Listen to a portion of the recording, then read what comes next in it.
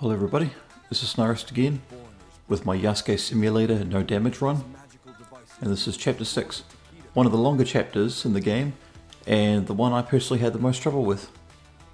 And speaking of one of the longest chapters, it is probably, Yasuke Simulator right here is probably going to be my shortest walkthrough guide for anything at all on this platform, even for the future, because all the commentary put together and everything, it didn't take that long.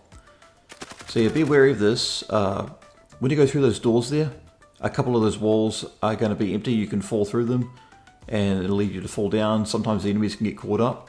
But as long as you can lure enough enemies towards these doors before they follow you through, just jump over or jump down. You don't take any fall damage. And by the end, a lot of them will get rather confused and start spreading out. But yeah, just start thinning the herd, because as soon as you get in, you'll have way too many of them coming at you. And as I've said before in a couple of parts ago, these guys move a lot faster than everybody else, and they have a wider hit range than anybody else. They are one of, if not the biggest threat when it comes to trying to hit you. Now normally I'd be using a pistol, but for these guys, well, the UMP can still clear them out quickly, but it doesn't quite have the same stopping power as the pistol does. It's just that when it comes to enemies that are spread thin like they were before, I'd rather use the UMP, because it's also got a little bit more range than the pistol does. Now one could argue that the real tough section are all the different Squid Game sections here, like one through here, and there'll be another one later on where you're going to face two of them. And I disagree, I don't think it is. But if you want to know the trick behind this, to get all the mileage that you can out of it, because the longer you take, the faster you'll get. And, you know, it's a little bit nerve-wracking, sure, but I don't really understand Korean, but he says the word koron, he says korona. When he says koron, as he gets to the on, that's when you should stop moving.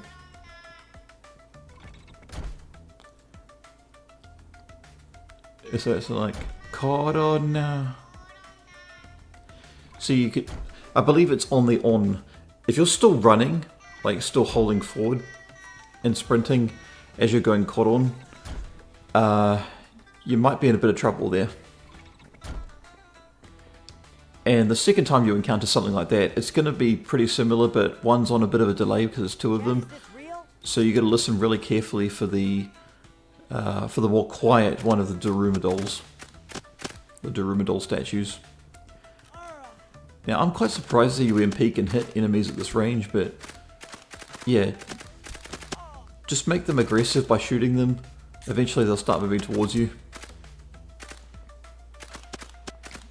And again, I'm hip firing from this range and it's still hitting, that's crazy. Like, I'm actually quite surprised by the fact that most of this game is AI generated and, you know, pretty much just thrown roughly together, but it still operates rather competently, and it's actually pretty satisfying to use the guns. So what you want to do is clear this whole section out here, but don't push forward too far, because if you do, a whole bunch more will spawn in one big group, and as soon as they get wind of you, if you don't have the ammo to hold them back and you're not fast enough to take them all out, well then you're basically dead. So that's why you want to just stick to the edge of the wall, get in the car, and see that they're all spawning in. Just run through the middle of them. Now, because they're so fast and they follow you around, you want to get a fair distance away from them and then just start spinning around as much as you can.